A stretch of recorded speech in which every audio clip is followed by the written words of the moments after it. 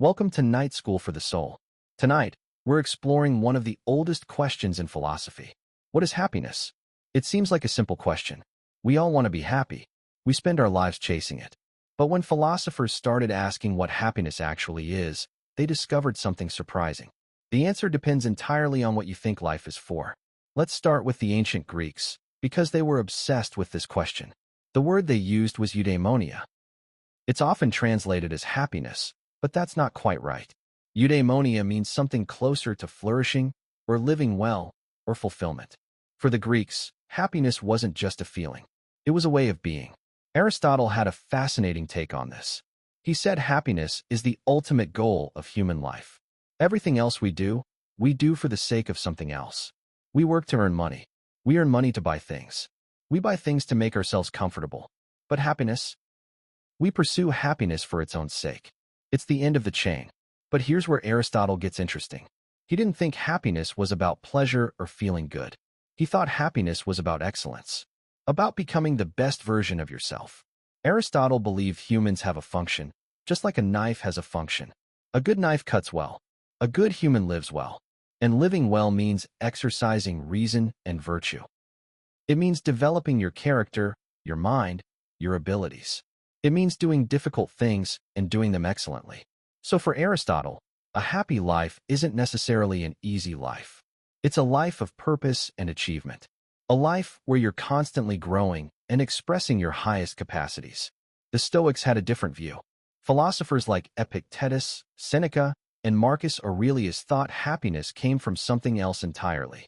Control. Not control over the world, control over yourself. The Stoics noticed something important. Most of our suffering comes from wanting things to be different than they are. We want the weather to cooperate. We want people to treat us fairly. We want our plans to work out. And when reality doesn't match our expectations, we suffer. Their solution was radical. Stop wanting things you can't control. Focus only on what's within your power. Your thoughts, your judgments, your responses. Marcus Aurelius, who was literally the emperor of Rome, wrote in his private journal that he could be happy anywhere, even in a palace surrounded by difficult people, because happiness isn't about your circumstances. It's about your attitude toward your circumstances. The Stoics believed that a wise person could be happy even while being tortured, because happiness, in their view, is inner tranquility. It's the peace that comes from accepting reality and living according to reason and virtue. That's a very different picture from Aristotle. For the Stoics, happiness isn't about achievement or excellence in worldly things. It's about inner freedom. Now let's jump to a completely different tradition. The Epicureans. Epicurus gets a bad reputation. When we hear the word Epicurean today, we think of someone who loves fancy food and expensive wine. But that's not what Epicurus taught at all. Epicurus said happiness is pleasure. But he had a very specific definition of pleasure. For him, pleasure wasn't indulgence. It was the absence of pain and disturbance. Epicurus thought the happiest life was a simple life. A life with good friends, basic comforts, and peace of mind. He and his followers lived in a garden outside Athens, growing their own food and spending their days in conversation. They avoided politics. They avoided ambition. They avoided anything that would create anxiety or turmoil.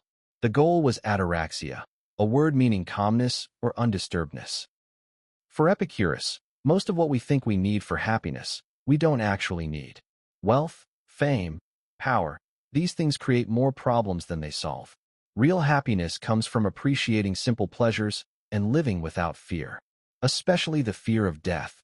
Epicurus spent a lot of time arguing that death is nothing to fear, because when we exist, death is not present, and when death is present, we don't exist. So there's never a time when death is something we experience. This is a gentle vision of happiness. It's about contentment, simplicity, and friendship. It's about removing what disturbs you rather than adding more and more. Moving forward in time, we come to the utilitarians. Jeremy Bentham and John Stuart Mill in the 18th and 19th centuries. They brought happiness into the realm of ethics and politics. Bentham said the right action is the one that creates the greatest happiness for the greatest number of people. He tried to make happiness mathematical. He actually created a happiness calculator, weighing the intensity, duration, and certainty of different pleasures. Mill refined this. He agreed that happiness is pleasure and the absence of pain, but he made an important distinction. Some pleasures are higher than others. The pleasure of reading poetry is qualitatively different from the pleasure of eating cake. As Mill famously said, it's better to be a dissatisfied Socrates than a satisfied fool. For the utilitarians, happiness wasn't just a personal goal. It was the measure of a good society. Laws, institutions, policies, they should all be judged by whether they increase overall happiness.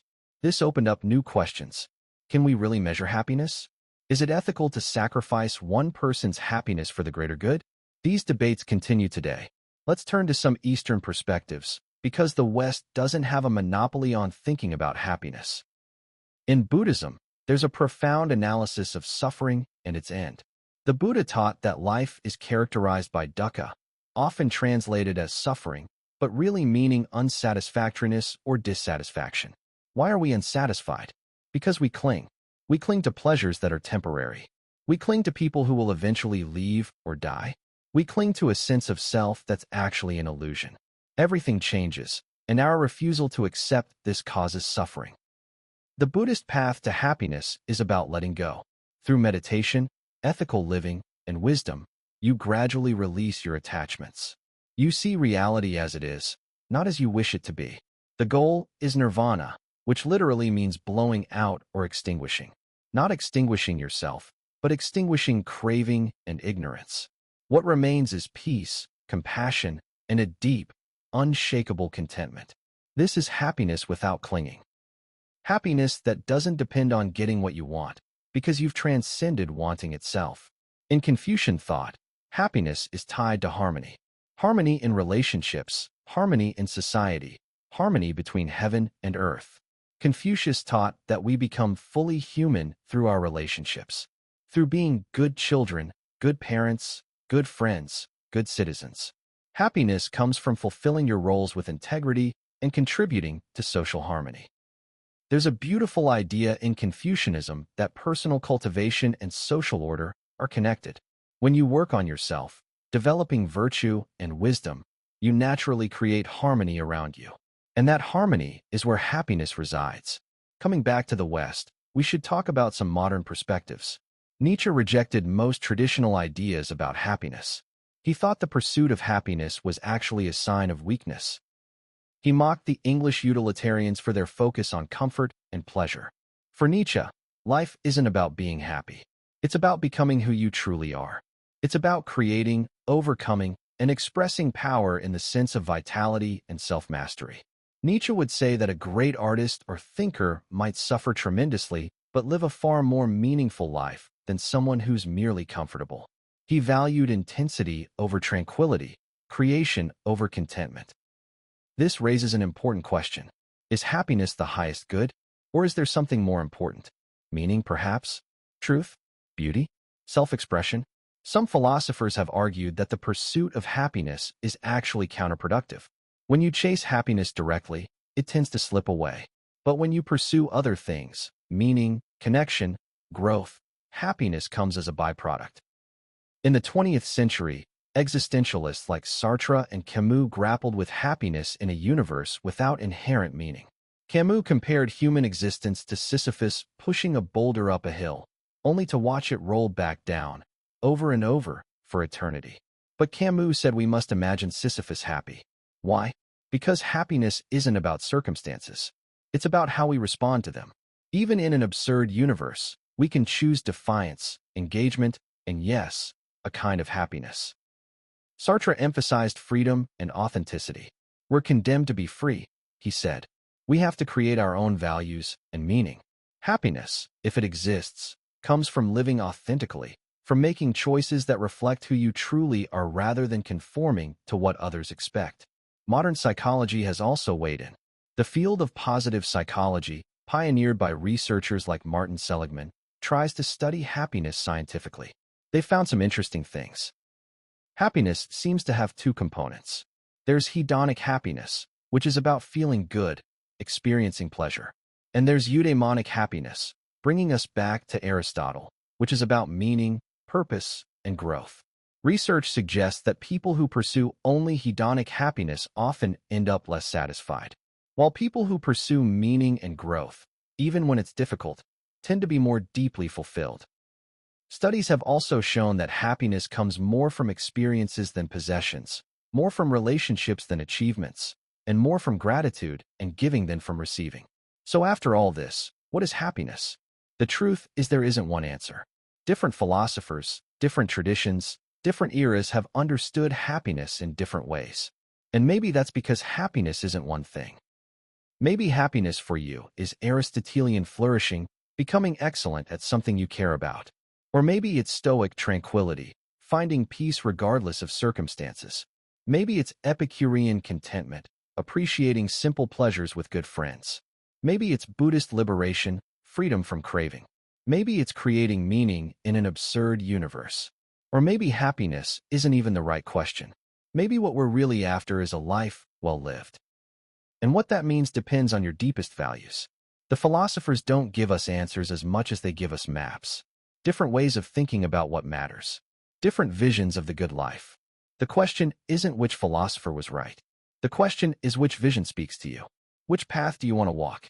Because in the end, philosophy isn't about memorizing what Aristotle or Epicurus or the Buddha said. It's about examining your own life, your own values, your own path to fulfillment. So I'll leave you with this. When you think about happiness, what do you mean? Is it a feeling? A state of being? An achievement? Is it something you find or something you create? Is it even the right goal? These are questions worth sitting with. Not to find the final answer, but to understand yourself better. Thank you for joining me at Night School for the Soul. Until next time, keep questioning.